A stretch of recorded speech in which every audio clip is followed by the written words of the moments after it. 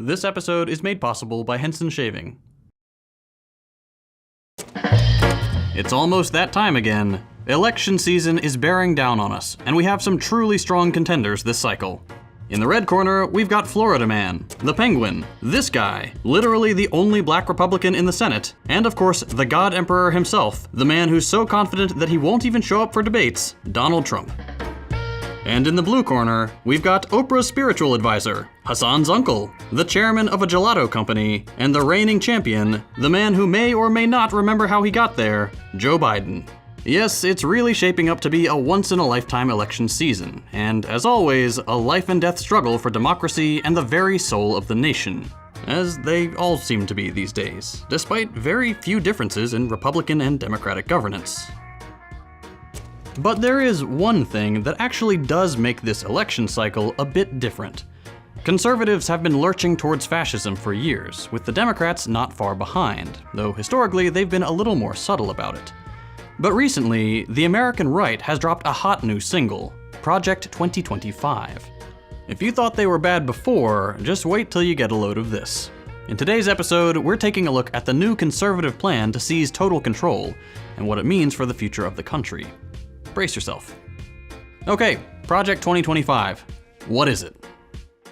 Spearheaded by the Heritage Foundation, Project 2025 is a massive 920-page conservative manifesto detailing how they intend to give the president vastly more power, destroy bureaucracy, root out woke propaganda, appoint vetted far-right freedom fighters at every level of government, and have it all ready to implement the day the next conservative president is elected. Which they assume will be 2025, hence the name. Despite Trump obviously being the favorite, the plan is not dependent on any particular candidate winning, but can be implemented with any figurehead at the reins, who will become essentially completely unaccountable. God Emperor was supposed to be a joke, but here we are. You may have seen this book floating around online, The Mandate for Leadership. This is what most people assume Project 2025 to be, but this is actually just one part of a much larger conservative master plan. Project 2025 has 4 core pillars. First, the policy, as outlined in the 920-page document. This is where all the heinous and frankly disturbing policy proposals live, and don't worry, we'll look at some of those in a bit. 2, the personnel database, which has been described as the conservative LinkedIn, as if LinkedIn wasn't cringe enough already. This will be a repository for conservative resumes from people across all sectors and from all walks of life, to be selected as needed to staff positions in every level of government, at both the federal and state level. 3, training. They've got a new online institute, basically PragerU, but for people who like to wear poorly tailored suits and fantasize about rolling back environmental regulations. This training program will create willing and able soldiers to serve on the front lines in the war on the woke cabal of the deep state. And finally, 4, the 180-day playbook, a step-by-step guide for the new conservative emperor to systematically implement the policies listed in the manifesto. Think IKEA assembly instructions, but for fascism. These 4 pillars are the key components of the project, and taken together, they offer a pretty comprehensive vision for the dystopian future the right hopes to usher in. It's all pretty alarming. But where exactly does this come from? Let's take a look at some of the names behind the project. If you flip through the first pages of the PDF, because let's be honest, we're not about to give the Heritage Foundation $35, you'll find a list of far-right think tanks, advisory groups, and business and government figures who contributed to the project. Some of the names include Donald Devine, once called by the Washington Post Reagan's terrible swift sword of the civil service, for his eagerness to slash spending and fire people. Stephen Moore, the well-known conservative author and right-wing economist, with such credentials as working for the very legitimate FreedomWorks and serving as a Fox News contributor. And Peter Navarro, who is notable for being one of just 3 people who worked with Trump for the duration of his term without being fired. He's also a little bit obsessed with China, having written 3 truly awful books on the subject: The Coming China Wars, Death by China, and Crouching Tiger.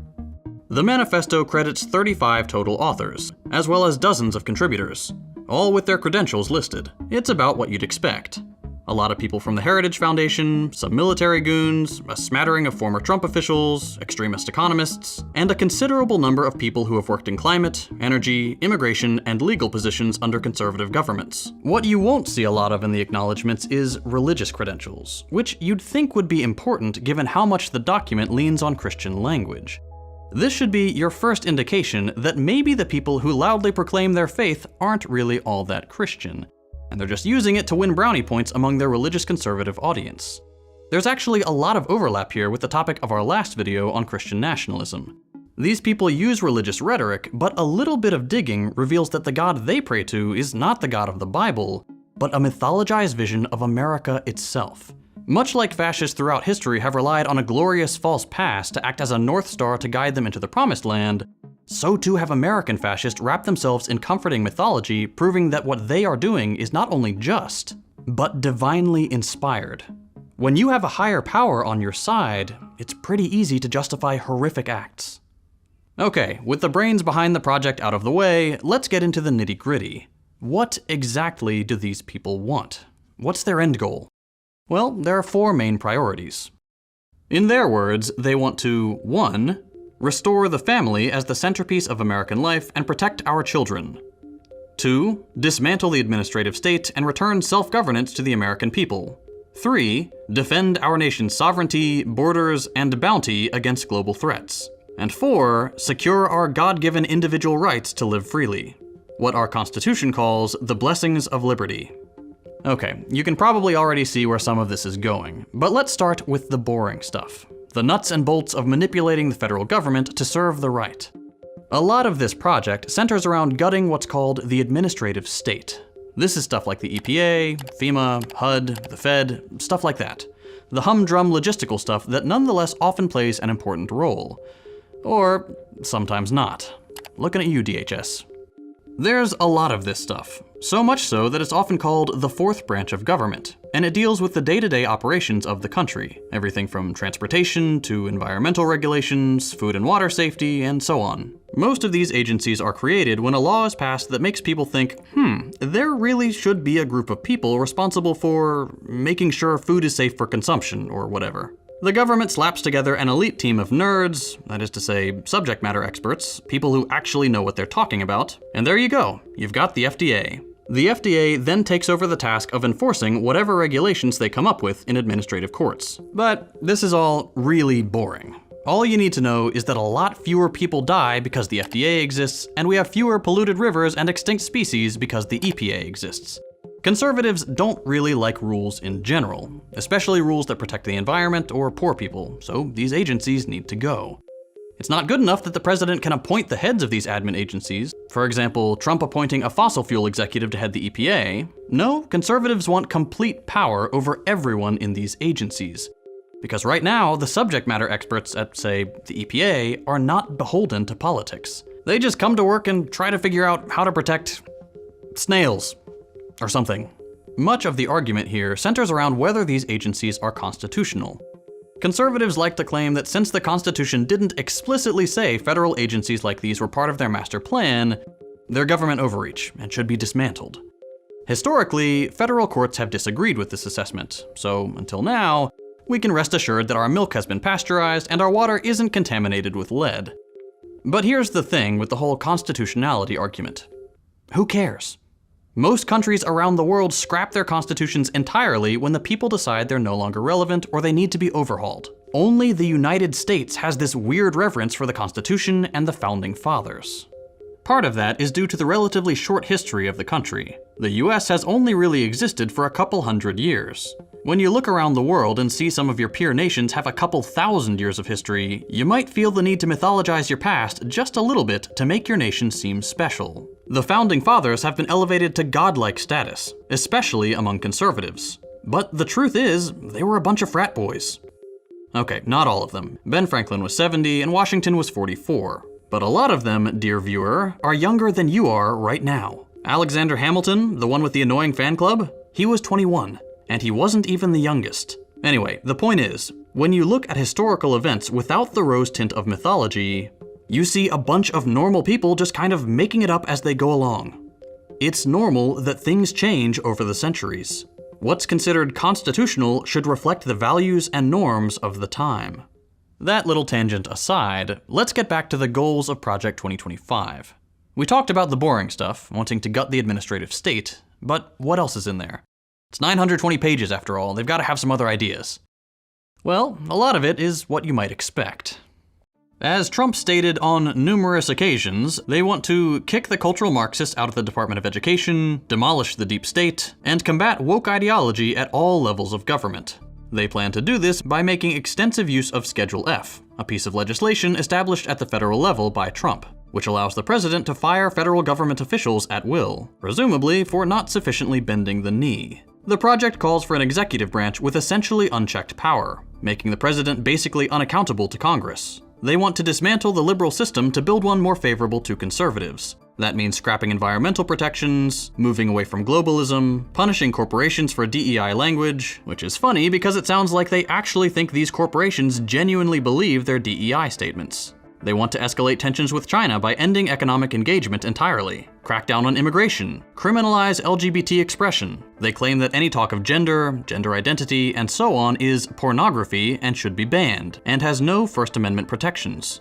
They want to scrap labor discrimination policies, quote, maintain a biblically based, social science reinforced definition of family, meaning scrap protections for same-sex marriage, and plan to, quote, secure our God-given individual rights to live freely, unless of course you're one of the aforementioned groups they intend to criminalize out of existence. In that vein, to touch very briefly on their views on pornography, if you read the text, they basically just mean any discussion of gender, abortion, or any identity other than straight and cisgender. They want all instances of this kind of language stripped from society. While it's a little cliche to compare the conservatives to Nazis, you know what books were the first to be burned? Which institutions were the first to be shuttered? Books on gender and sexuality, and institutions that studied these topics. But okay, we know elected conservatives are like one step removed from outright fascism at this point. But how are they justifying this? Yes, we all know they just forced this stuff through if they could. But at least for now, they still have to play by the rules of Western liberalism. So the key to their plan is to lean on unitary executive theory, which dates back to the devil himself, Ronald Reagan. In a nutshell, this political theory suggests that maybe having 3 separate but equal branches of government isn't a good idea, and that instead the executive branch should dominate the relationship. Reagan's team came up with this notion to help facilitate deregulation, and it kind of just stuck. Every president since Reagan has made use of this theory to wield just a little bit more power than they probably should have. Bush Jr. justifying his invasion of Iraq, Obama justifying widespread US deployment overseas, Trump's Muslim ban, and so on. Now, the Project 2025 ghouls want to make sure the president has essentially unchecked power, that Congress cannot prevent the president from doing what they want to do, however heinous their pet projects may be. There's a whole conversation about unitary executive theory in government circles. People are writing books about it and having very important conversations with very smart people. And you know what? That's what makes this so scary. The Republicans talk a big game about destroying cultural Marxism or waging war on woke, but that's just bluster. When they start coming up with justifications within the liberal framework, the Democrats will cave like they always do. Every single time we see them play ball with the far right, they cede a little more ground each time. Then you get a president like Biden, who just straight up accelerates the process by speeding up border wall construction, approving a record number of oil drilling permits, and then when he inevitably loses because everyone is upset with him, the Project 2025 people swoop in and the Democrats just go along with it because it's technically legal. Not to do it again, but most fascists throughout history have come into power through technically legal means. And then they change what's legal so you can't get them out again. Well, that's all pretty grim, huh? What's the solution here? Do we just vote harder? No. I mean, do that if you want, especially if you think you can make a difference at the local level. But things have gotten worse for us with every single president. And things have certainly gotten worse for people living in the third world as the US gets more and more vicious abroad as our empire declines. The solution is the same as it's always been. Mass movements.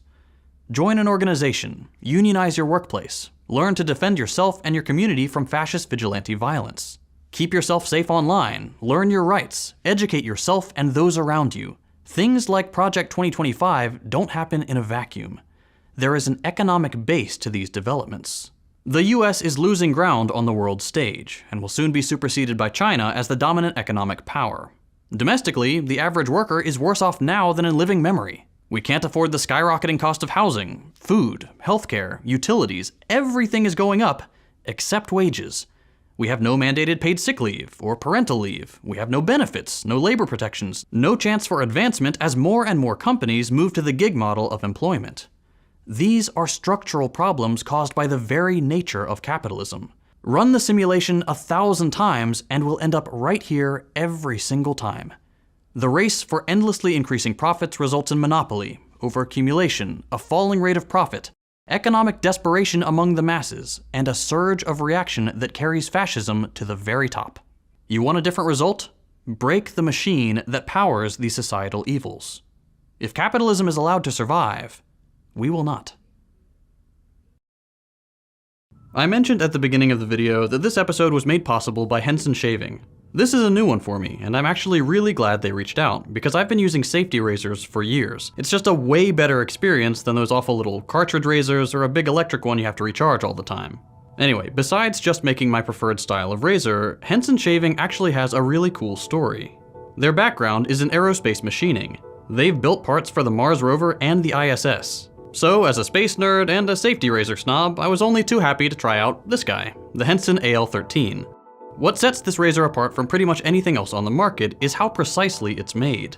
These things are made to crazy tight tolerances. The blade extends just enough and at a perfect 30 degrees to take all the guesswork out of the shaving angle. Plus, the blade is supported across its entire length, which makes for the smoothest shave I've ever experienced. Seriously, I've been using this thing for a couple months now and I haven't nicked myself once. One thing I've always hated about the shaving industry is how wasteful it is.